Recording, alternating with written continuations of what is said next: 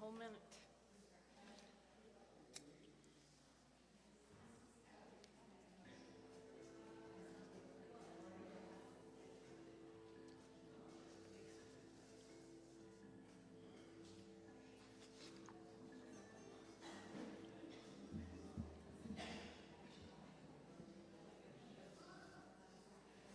I like that story.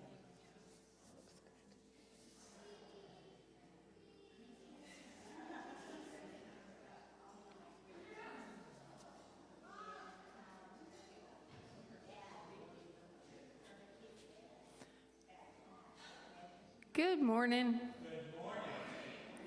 Welcome to the Unitarian Universalist Church of the Brazos Valley. My name is Reverend Kiya. My pronouns are she, they, and we're very happy that you're here for Mother's Day this morning. We're going to start out by singing a song that you may have heard us do here before, and the words are on the screen. It's a round, and it's called Loosen, Loosen. Loosen, loosen, baby, you don't have to carry the weight of the world in your muscles and bones. Let go, let go, let go. Loosen, loosen, baby, you don't have to carry the weight of the world in your muscles and bones. Let go, let go, let go. Holy breath and holy name, can you ease this pain? Holy breath and holy name, can you ease this pain? So it's a two-part round. So let's have this part start. And so you're going to sing the loosen, loosen part, and then the holy breath part, just one each, and just keep going around, say 3 times. And then you all, I'll bring you in after they start, okay? Everybody got it? All right, here we go. You guys start. Loosen, loosen, baby, you don't have to carry the weight of the world in your muscles and bones. Let go, let go, let go. Holy breath and holy name, can you ease this pain?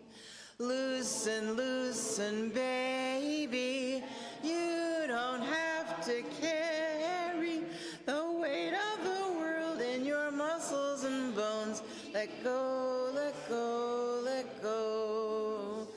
Holy breath and holy name, can you ease this pain? Loosen, loosen, baby, you don't have to carry the weight of the world in your muscles and bones. Go, let go, let go. Holy breath and holy the weight of the world in your muscles and bones. Let's go, let go, let go. This holy breath and holy name, can you ease this pain? Good morning. Welcome to Unitarian Universalist Church. You would think I would have said that some before. Welcome to the Unitarian Universalist Church of the Brazos Valley, UUCBV, or Brazos, UU for short. My name is Reverend Meg Barnhouse. My pronouns are she, her. We are a welcoming congregation, which means we celebrate and welcome all people across diversities of race, gender, sexual identities, age, ability, immigration status, and belief. We are also a congregation working for reproductive justice. So whoever you are, wherever you've come from, wherever you are on life's journey, you are welcome here.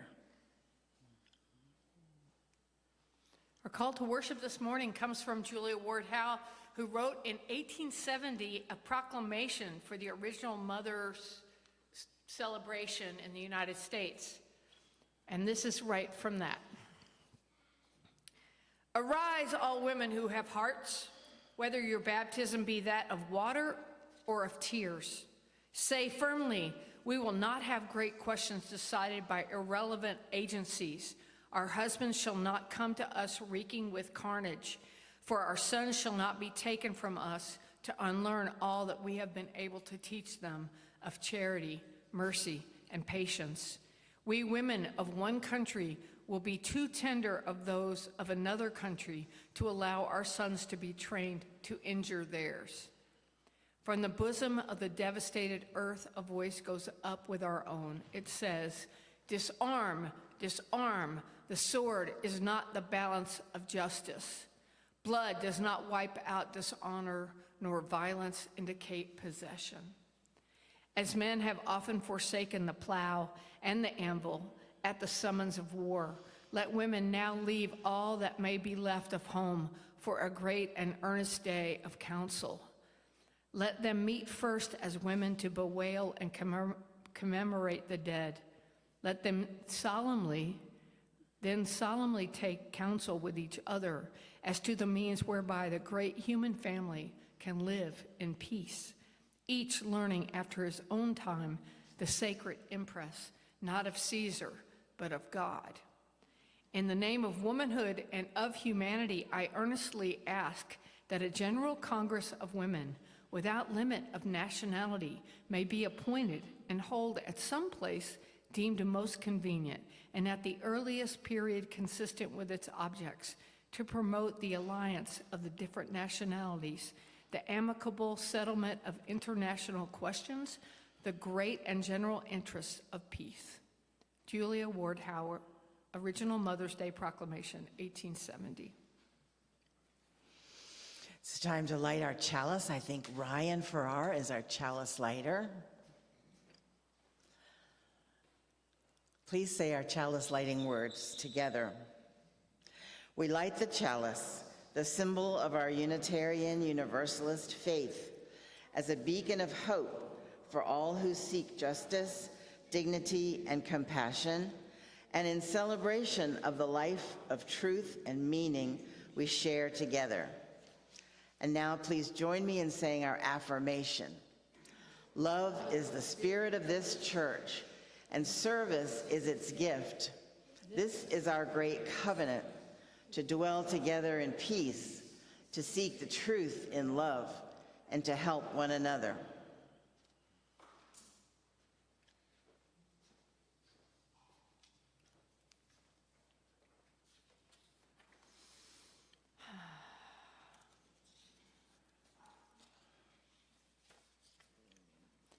As Unitarian Universalists, we know that there is a divine spark in every being and everything that's alive in the whole entire universe.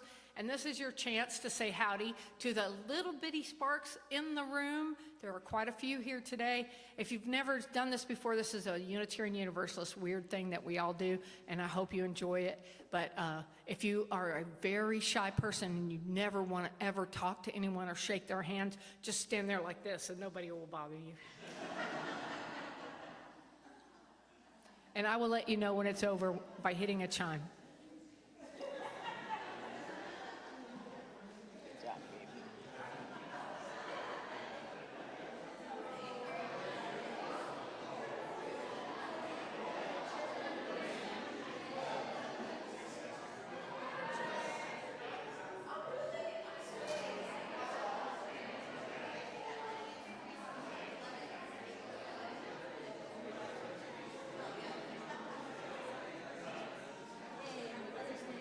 Happy Mother's Day to you too, Molly.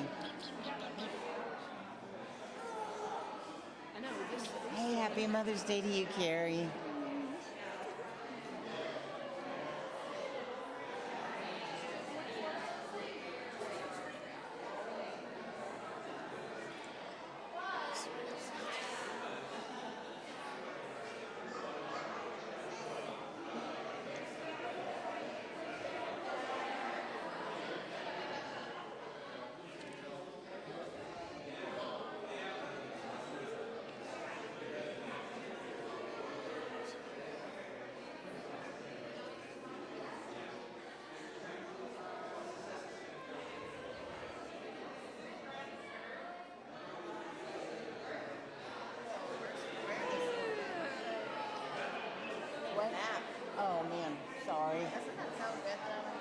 Oh, always. Always.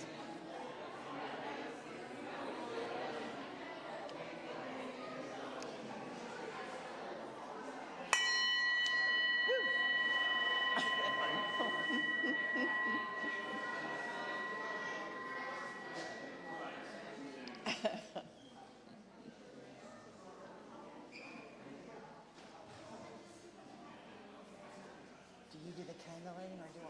Howdy. You can do it. I normally do it, but you do it. Howdy. My name is Allison, and I am the Director of Religious Education here. Every week I get to tell you a really special story, but this week we're doing something a little bit different. As you know, it's Mother's Day, and Mother's Day is a complex day, right? It brings up a lot of feelings, good and not so good sometimes. But I just want to extend my warmest wishes to everyone in this congregation who mothers, because I see it all the time and it's just a beautiful thing to witness.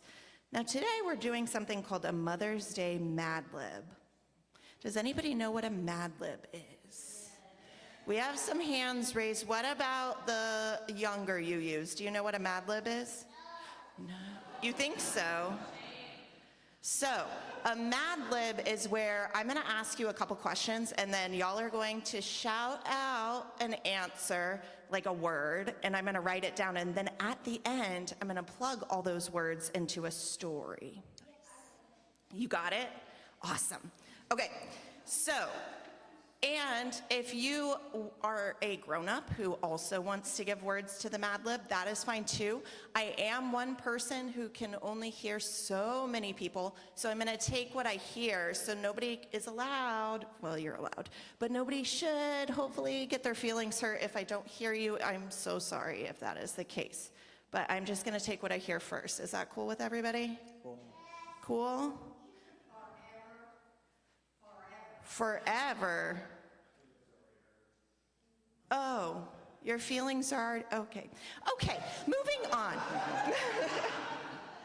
All right, so the first one, fill in the blank. My mom is what? Awesome. Oh, I gotta remember to fill it in on my story. We're gonna see how this works today. Okay. What is something your mom is really good at?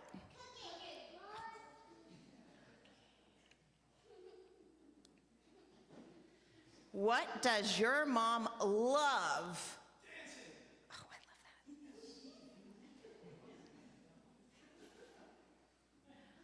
that. What does your mom hate? Ooh.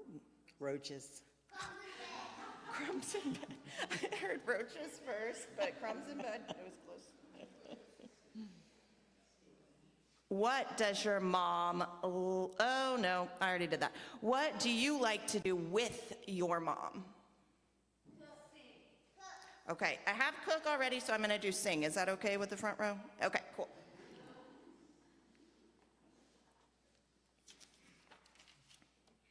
What is something your mom always says? Make good choices.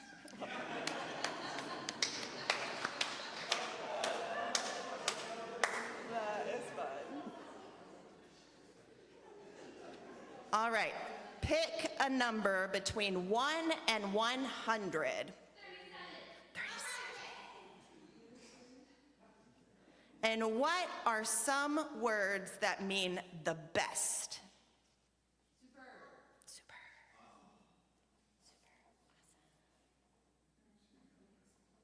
Freaking fabulous. Oh, I love that. Freaking fabulous. I'm gonna try and see. Freaking fabulous. Okay. Now, let's read our creation. Once there was a mom who was awesome. She was great at cooking. She loved dancing, and she hated roaches. Relatable. She and her children often sing, and she always says, make good choices. Of course, she was a person, so she wasn't perfect. And like so many other moms, she thought she was failing 37% of the time. But the truth of the matter was that she was a superb, awesome, freaking fabulous mom, the best that a kid could ever ask for. And so the world rejoiced for her presence, effort, and unconditional love that would surely bring about the peace that Unitarian Julia Ward Howe once called for when she first established Mother's Peace Day. So happy Mother's Day, like I said, to all who mother, and thank you for entertaining me this morning.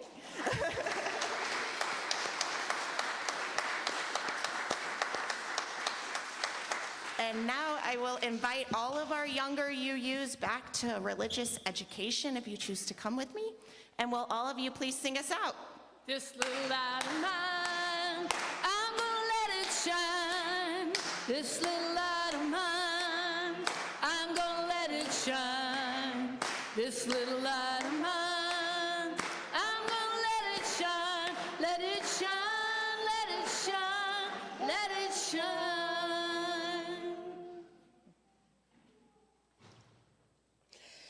Now is the time in our service when we meditate and light candles for our joys and concerns so that we can share them in our community.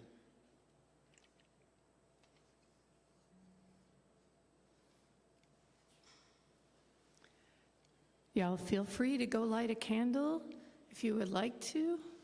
And would the highwomen come up and sing?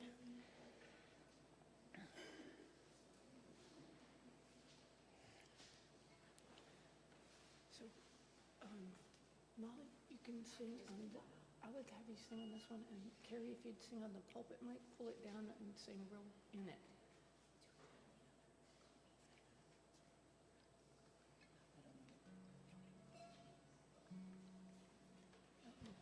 There you go. Yeah. Eat the mic.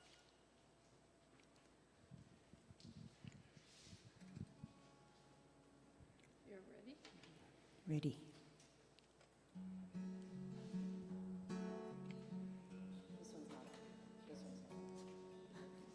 Come share this one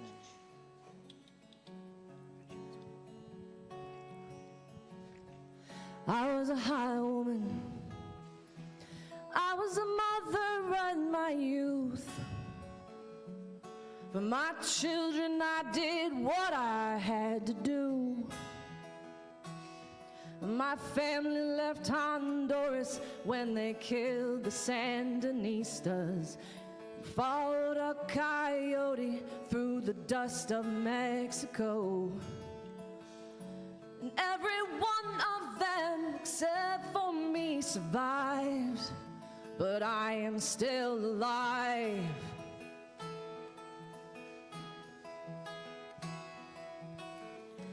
I was a healer.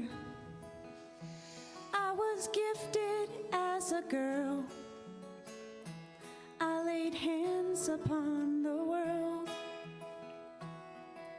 Someone saw me sleeping, naked in the noon sun. I heard witchcraft in the whispers, and I knew my time had come. The bastards hung me at the Salem gallows hill, but I am living still.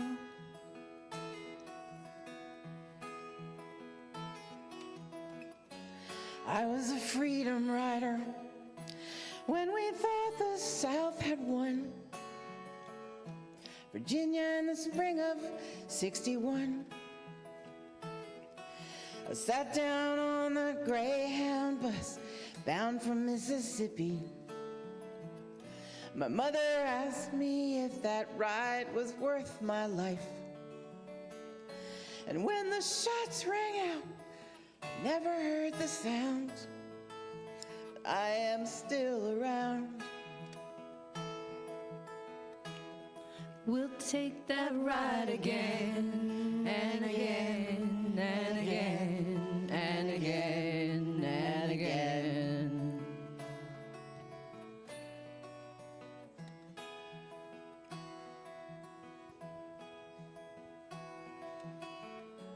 I was a preacher.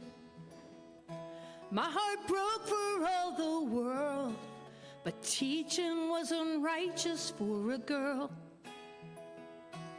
In the summer I was baptized in the mighty Colorado. In the winter I heard the hounds, and I knew I had been found. And in my Savior's name I laid my weapons down, but I am still around.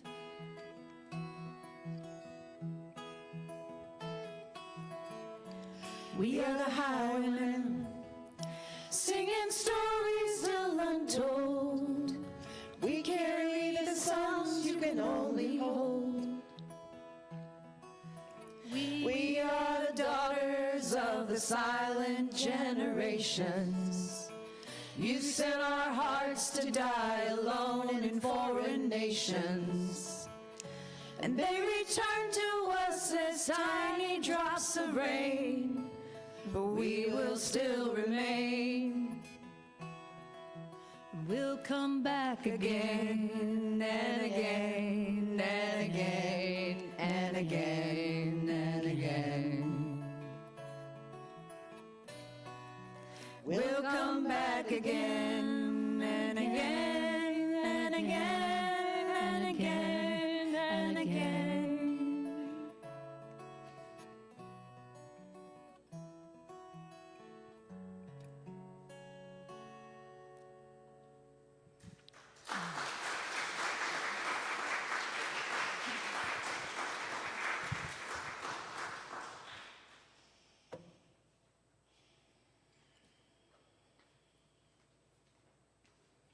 Now what are we doing, Meg? You're doing a sermon of some kind. Oh, yes.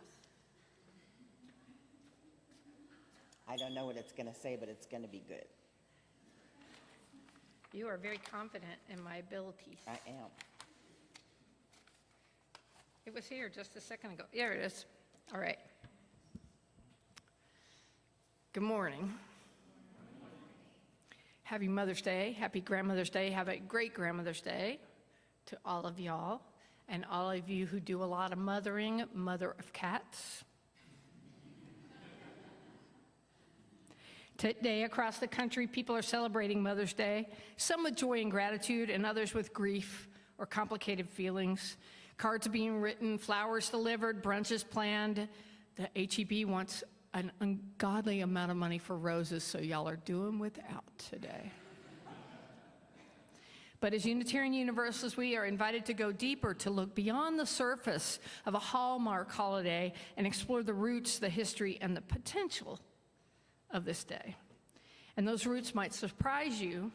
Ancient celebrations of motherhood long predated the modern Mother's Day and appeared in many cultures around the world. These early observances were often tied to fertility, earth goddesses, and the cycles of life and death, connecting motherhood to divine power and the rhythm of nature. So Cybele, the great mother, celebrated in Rome and Phrygia. She was one of the earliest mother goddesses. So Phrygia is like where Turkey is now. She was the Maga Mater, the great mother, and she represented fertility, nature, and protection. And her spring festival is called Hilaria, which is a great name, and was held in March. Included music and dancing and public games. Isis, mother of all, in ancient Egypt and many, many, many places, especially around the Roman world. She was a protector of motherhood and children. She's often showed nursing her son Horus. That's pretty cool. And then Rhea, which is my middle name. I'm named after the mother of the gods in ancient Greece. She was the Greek mother of the Olympian gods, including Zeus, Hera, Poseidon. In the U.S., Mother's Day was not founded as a commercial celebration, nor merely as a day to honor the personal virtues of motherhood. It was born out of a call for peace, justice, and healing, a protest against war, coming on the tail end of the Civil War.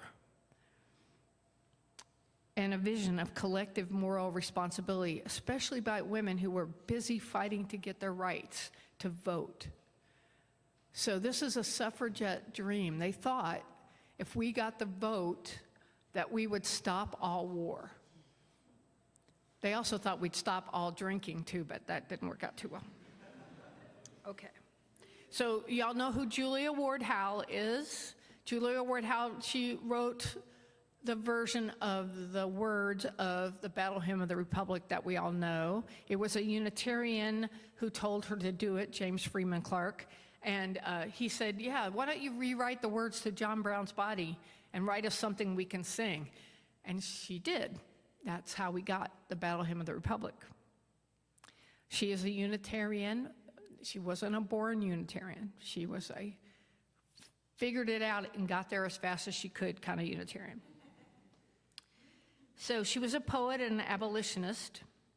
And after witnessing the losses in the Civil War and the Franco-Prussian War, she turned her pen toward a different kind of battle, a struggle for peace. So she dreamed up this day of peace, and that all the women would get together and then, one, get the vote, and two, change the world. And she thought that moms were the ones to do it, and that they had the most skin in the game, so to speak.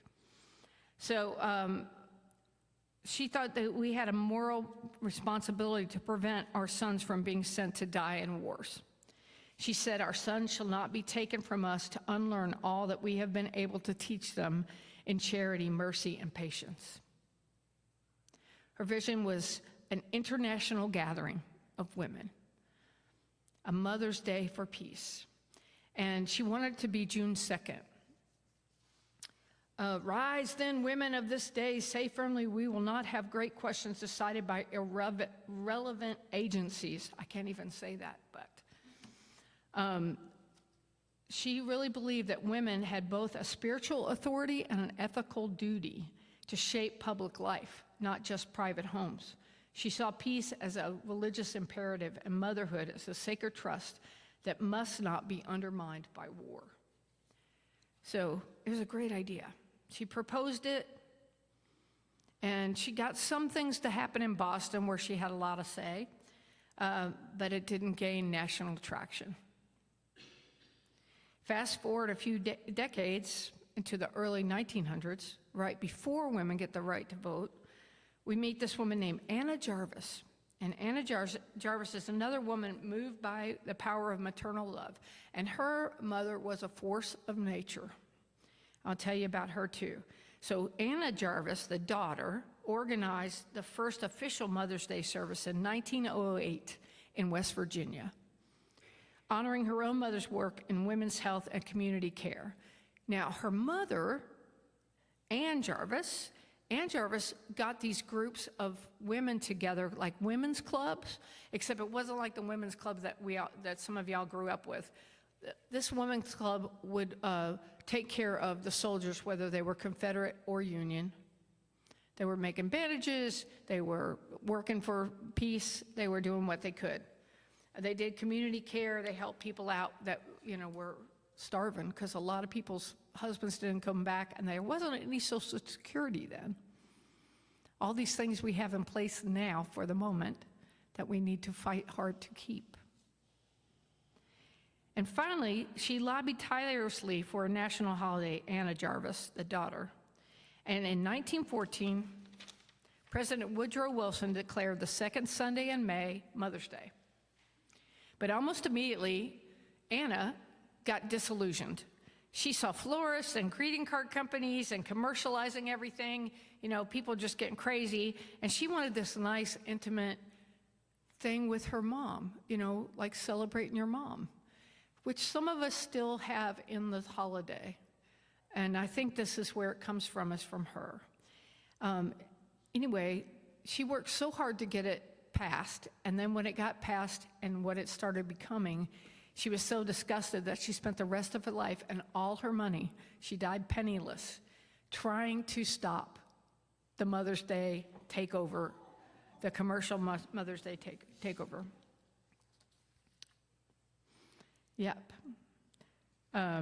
So her mom, Ann Reeves Jarvis, She did all kinds of stuff in West Virginia. She was a very devout Christian, and she was very concerned about public health, women's education, and reconciliation. Those of you all who've heard me talk about social gospel, you know how like they had the settlement houses, and they were teaching people, there were so many immigrant people who didn't speak English, so they were teaching people English, teaching them how to have skills that they could use, sewing and things that they could use, learning about how to cook for your family, how to save money, work together, that kind of stuff. That's what her mom was doing tirelessly.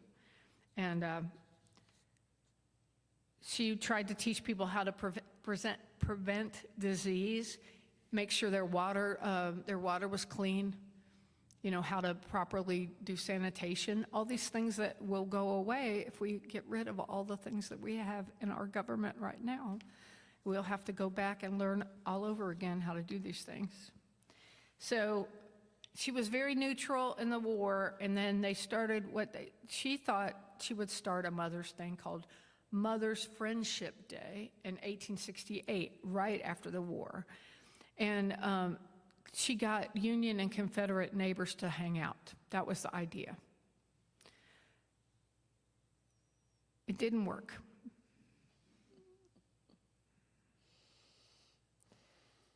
So interestingly, Anna Jarvis and Julia Ward Howe did not work together on the creation of Mother's Day, despite both being instrumental in shaping its legacy. Jarvis was not even aware of Julia Ward Howe. Didn't even know she had tried to do it. They had separate and distinct visions, and their efforts took place in different generations. So the commercial takeover really happens in the 20s and 30s. So Mother's Day became widely popular. Florists, card companies, candy makers, H-E-B, flower department. White carnations. White carnations were the symbol. Does anybody remember that? Anybody remember white carnations being the Mother's Day flower? Hallmark kind of takes it over and becomes the monopoly of Mother's Day. And by 1920s, the holiday had become highly commercialized. Gifts, dinners, flowers, cards became the norm. So Anna tried to stop it, but it didn't work. And now, today, Mother's Day is one of the biggest commercial holidays in the U.S. Though the date may be different in different countries, it's celebrated in 100 countries around the world. Over $30 billion is spent annually on gifts, meals, and experiences. For many, it's a sincere and joyful expression of love and gratitude, but the original spirit of peace, community service, and moral courage has largely faded from public awareness. So I'm suggesting today that we start thinking about how we're going to reclaim Mother's Day. As Unitarian Universalists, we affirm the inherent worth and dignity of every person, the independent web of all existence, and the goal of peace, liberty, and justice for all. Amen. Mother's Day, rightly understood, embodies all of these values. Let us reclaim Mother's Day not in opposition to the celebrations many of us cherish, but as an expansion of them. Let us make room for the mother who fights for safe neighborhoods, clean water, affordable housing, the mother who has lost a child to war or gun violence, who turns her grief into activism, the woman who does not have children, yet nurtures communities, students, friends, movements, and cats, the transgender mother, the queer mother, the adoptive and the non-binary mother, and the foster mother whose love redefines family. And those of us for whom this day brings pain or absence, who seek a broader undercaring of care, resilience, and legacy. In UU circles, we speak not only of mothers, but of mothering, a verb, an action, a call we can all share. To mother is to nurture life, to protect the vulnerable, to build peace in a world of violence. In this sense, Mother's Day becomes not exclusive, but expansive. We are all invited to mother one another and this fragile earth. We are all called to work for peace and compassion, and we are all heirs to the vision of Julia Ward Howe, a vision not of sentimentality, but of moral courage. So, may we honor mothers today, not just in word, but in deed, and carry forward their dreams. May we, too, mother the world. Amen, and blessed be. Do you want the choir up here or down there? Oh, up and lead you, and we're going to sing number 388.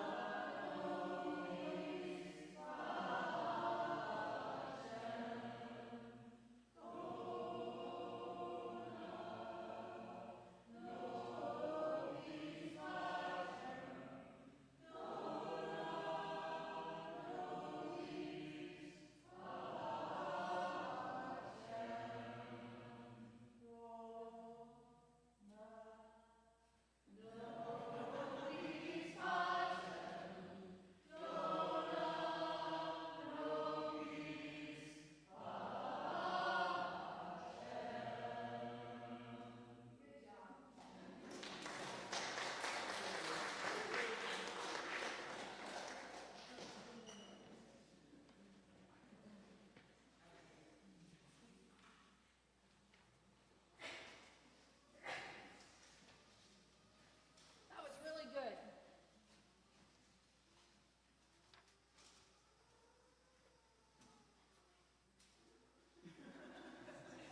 The worship associate is coming back. It takes them longer. But in the meantime, Craig, you want to come up? Craig's going to sing our anthem today, which is not easy.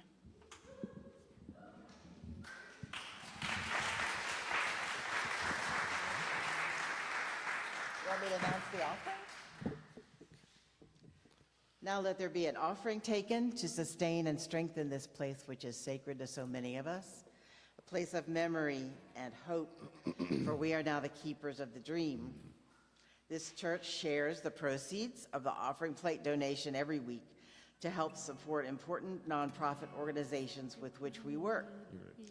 The 4 groups we voted to support with this year's donations are Brazos Valley Blessings, Brazos Interfaith Immigration Network, the Trans Joy Project, and Tiny Hope Village. We vote on this every May at our congregational meeting, which is next week. Please be as generous as you can. Come stop your crying, it'll be all right. Just take my hand, hold it tight. I will protect you from all around you. I will be here, don't you cry. No seu olhar eu posso ver. A força pra lutar e pra vencer. O amor nos une para sempre. Não há razão pra chorar. 'Cause you'll be in my heart. Yes, you'll be in my heart. From this day on, now and forevermore.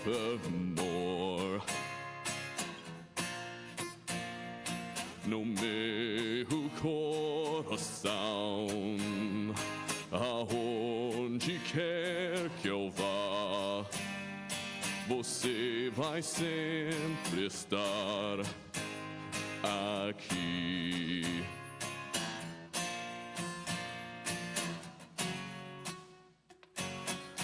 Why don't they understand the way we feel? They just don't trust what they can't explain. I know we're different, but deep inside us, we're not that different at all. No meu coração, você vai sempre estar. O meu amor contigo vai seguir.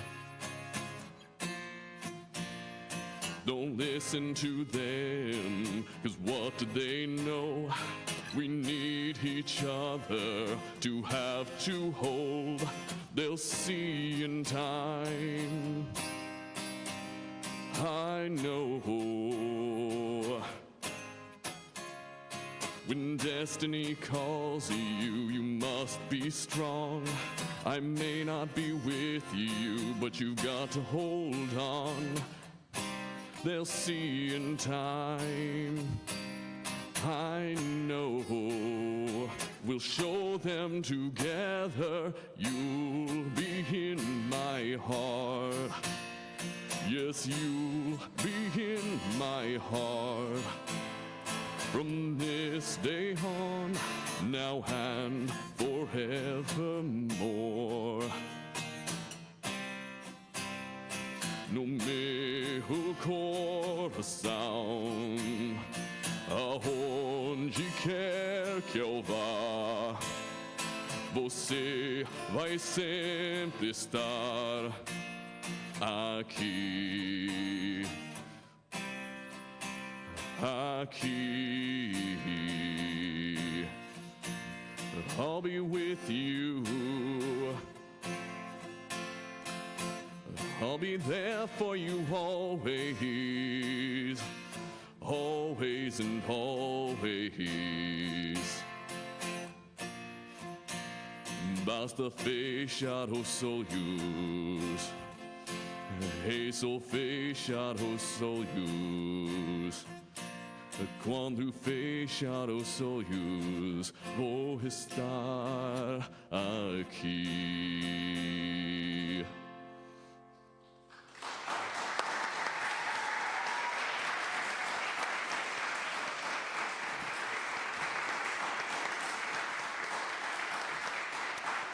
Woo!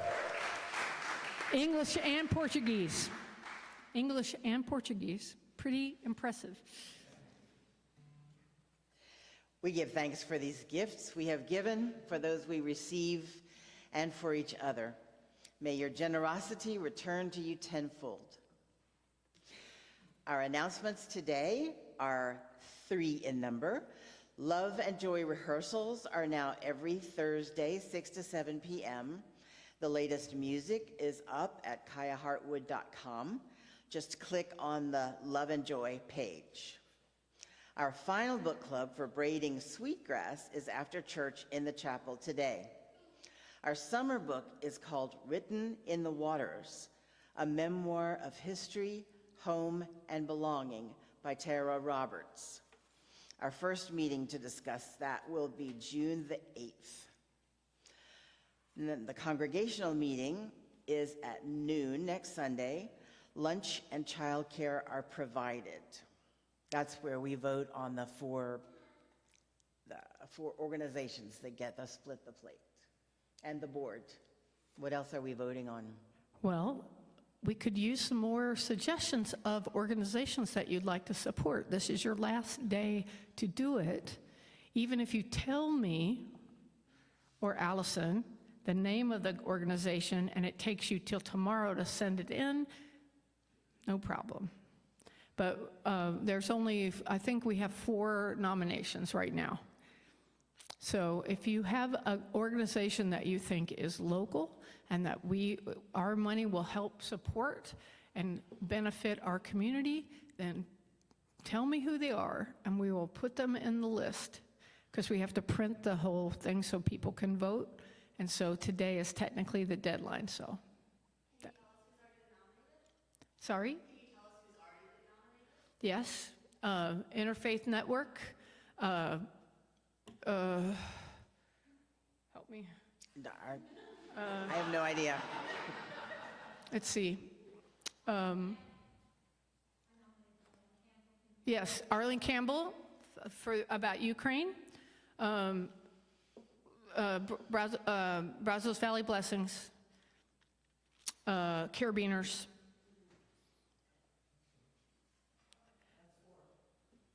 Yeah, that's 4. Yeah, I think that's it. We had another nomination, but it's technically a national organization, so I'm thinking, I don't know.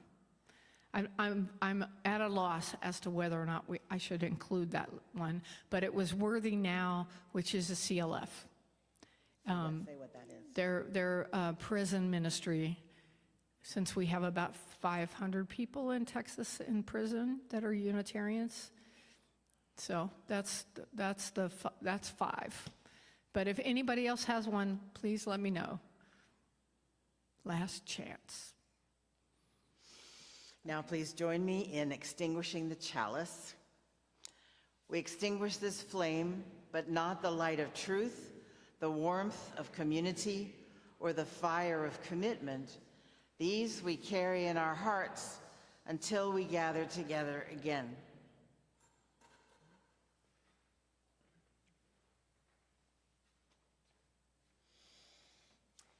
Please sing with us if you choose to. Remember the way of the wind and breathe and blow. Remember the way of the fire and sparkle and glitter and glow. Remember the way of the water and ebb and flow.